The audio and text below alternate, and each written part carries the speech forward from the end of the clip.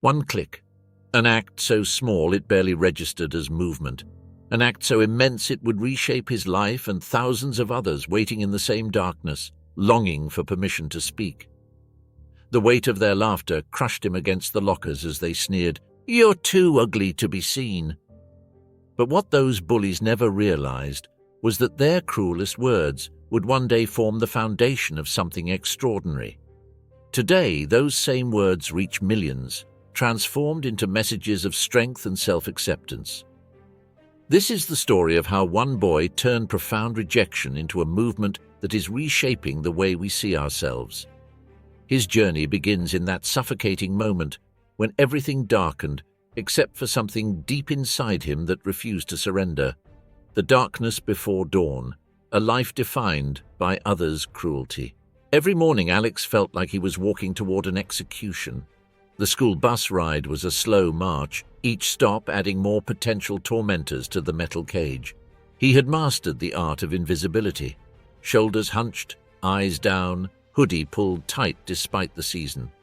The hallways of Westridge High weren't passageways but battlegrounds, where classmates shoved him into lockers while teachers looked away. Look who decided to show his face today. The taunts were as routine as the morning bell. His asymmetrical features, the birthmark curving from his temple to cheekbone like an artist's stray brushstroke. These differences made him a perpetual target, a focal point for cruelty that shadowed him everywhere. By sophomore year, Alex had memorized every school corridor by its safe zones. Mr. Ramirez's biology lab during lunch, the third-floor bathroom, the narrow space behind the gym where he could breathe for 7 stolen minutes. The cafeteria he abandoned entirely, choosing instead to eat perched on closed toilet lids, timing each bite between the swing of the bathroom door. Home offered a fragile refuge, but technology blurred those boundaries.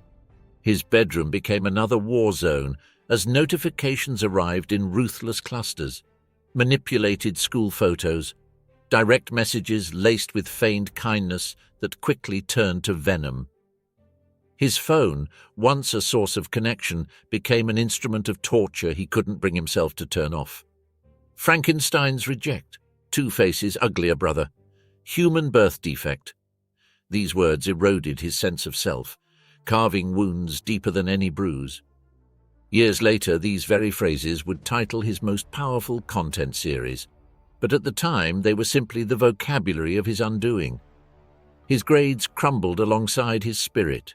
B's slipped to C's, then D's, until incomplete assignments stacked up like silent accusations. His parents' concerned questions met a wall of "I'm fine" until they stopped asking, mistaking withdrawal for resilience. His 16th birthday revealed the depth of his isolation. 5 empty chairs around an untouched cake, eventually consumed by his little sister's friends. Without a digital presence, after purging his harassment-filled accounts, it was as if he had vanished from the world entirely. Nights became endless staring contests with the ceiling, tracing cracks that formed imaginary escape routes.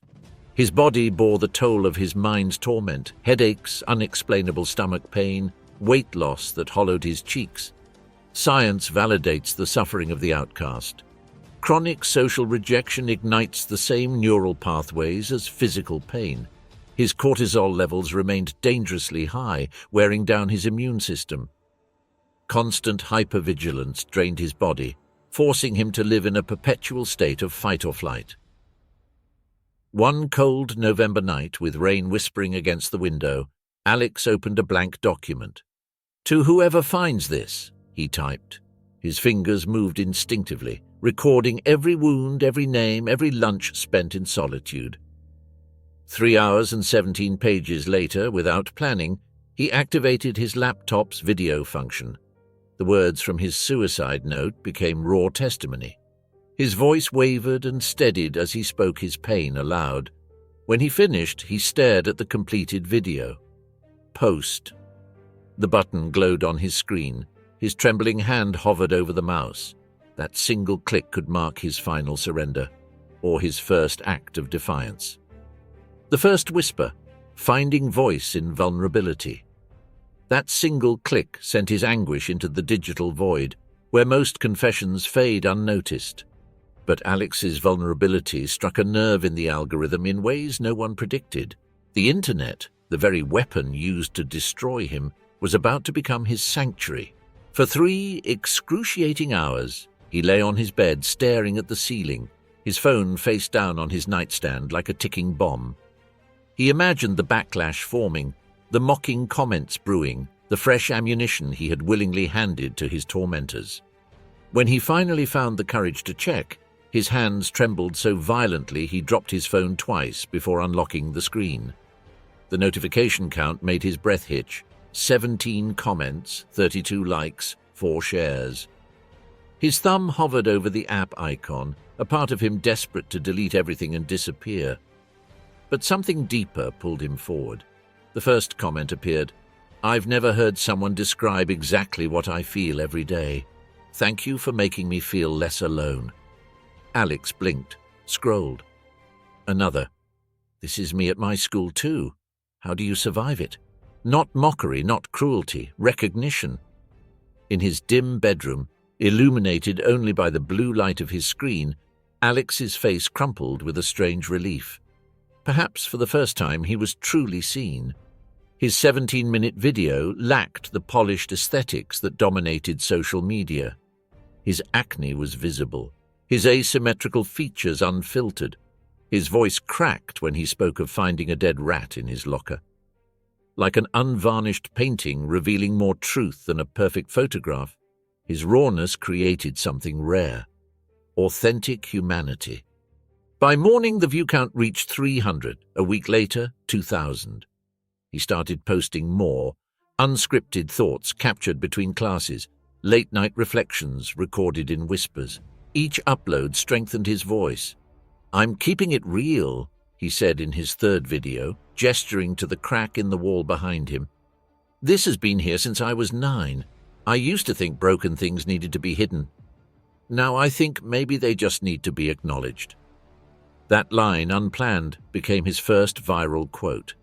While his following remained modest, just under 5,000 by the month's end, their engagement ran deeper than simple scrolling. Alex developed a new language, one that embraced rather than concealed his differences. "My left eye sits lower than my right. That's just a fact," he said in one video. "Facts aren't the problem. It's the stories we attach to them. The story is in my face is mine."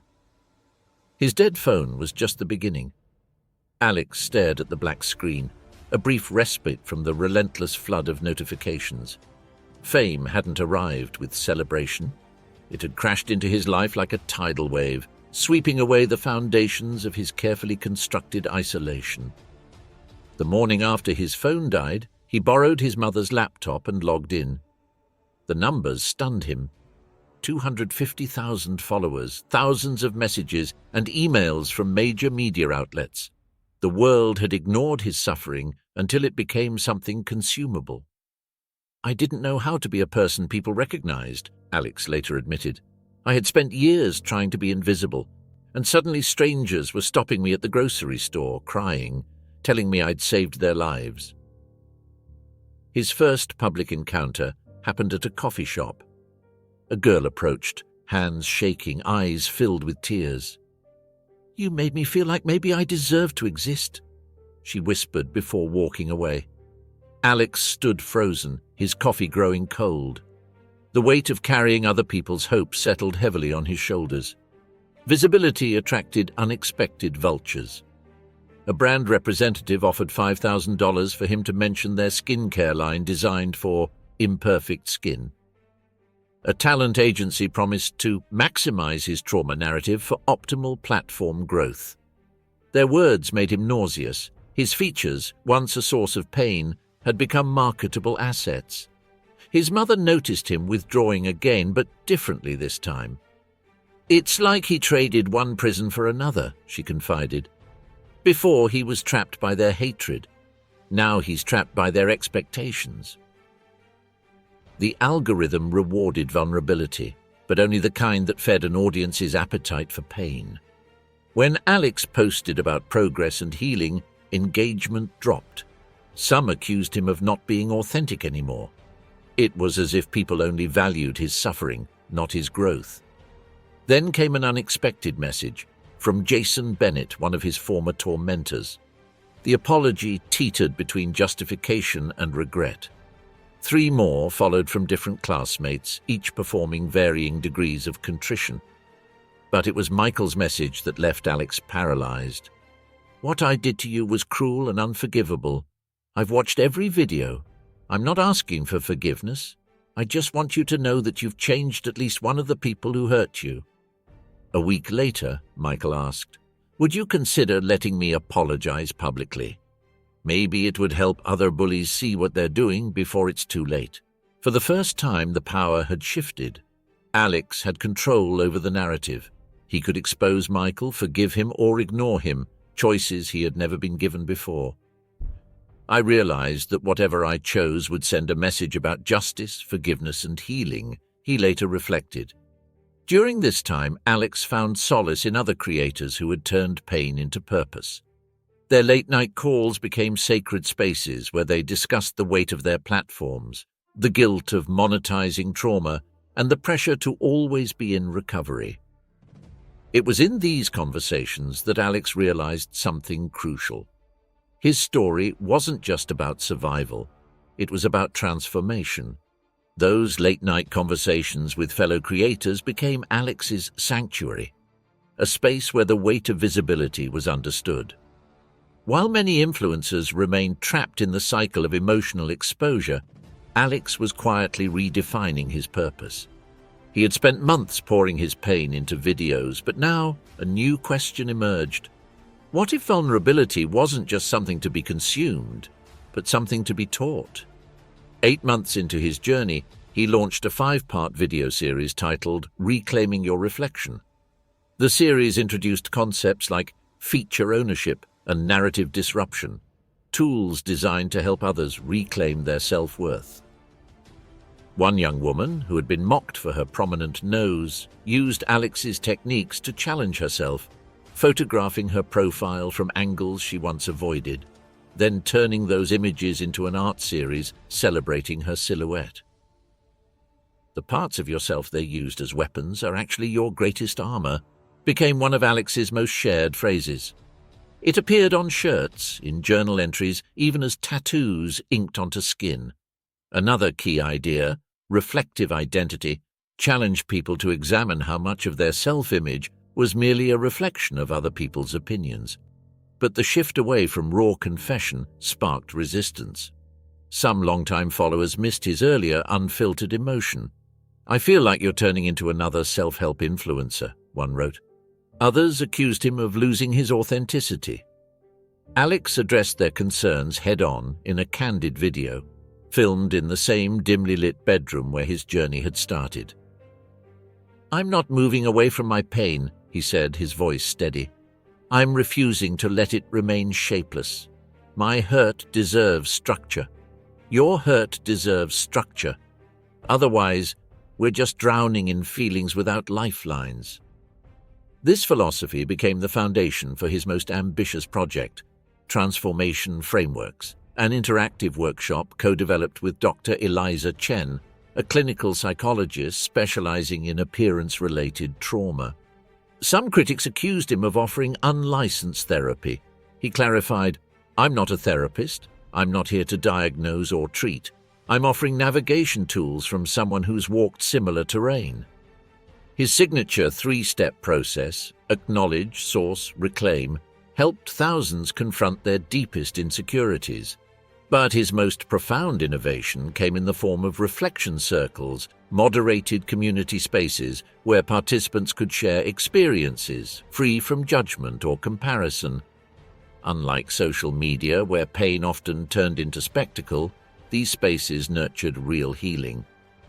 9 months later, Alex hosted a 4-hour live stream featuring people who had used his frameworks to reclaim themselves. These weren't just stories of survival, they were stories of transformation. As his community flourished, an unexpected paradox emerged. The very features that had made Alex a target were now becoming his most recognizable assets. His asymmetrical smile was stylized in fan art. His distinctive profile appeared on merchandise. But behind the public embrace lay a private struggle. How could he teach self-acceptance when he still flinched at his own reflection? On screen, thousands called him inspiring, but alone in front of his mirror, he still saw the same boy who had once hunched his shoulders and hidden in bathroom stalls.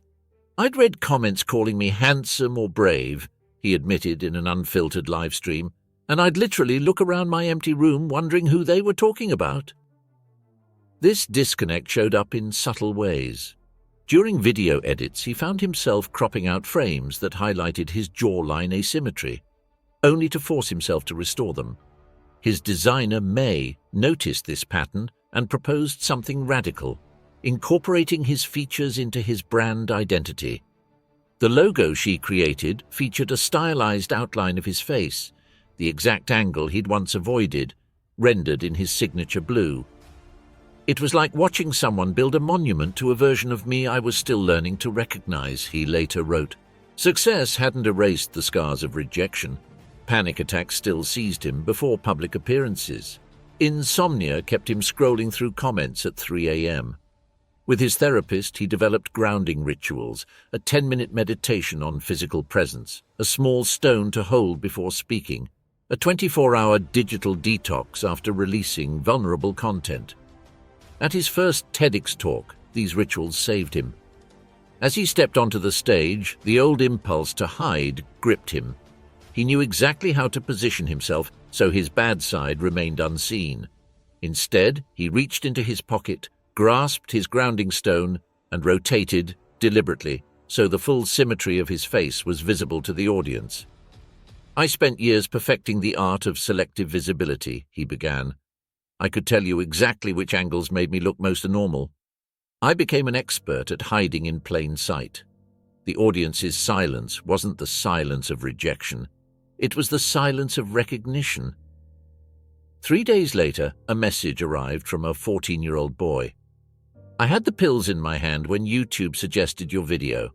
I watched the whole thing before deciding. Then I put them away and woke up my mom. Thank you for existing visibly. I'm going to try." When his tears finally subsided, Alex found himself standing in front of his mirror, not searching for flaws, not adjusting his posture, just looking. For the first time, the face staring back wasn't a monster. It wasn't a hero. It was simply him. Between uploads and messages, Alex often returns to where it all began, tracing his reflection in the darkened screen. Once he avoided mirrors. Now his journey has carved something entirely new. What he created wasn't just content, it was a sanctuary, built from the very words once used to break him. His impact isn't measured in views or followers, but in messages like Priya's. "Your video on rejection gave me the courage to apply for the promotion I got yesterday." This is the alchemy of true influence, not just being seen, but truly seeing others.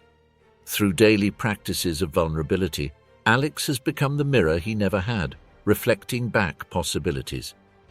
The boy who once couldn't bear his own reflection now exists in the thousands who found their way through his light.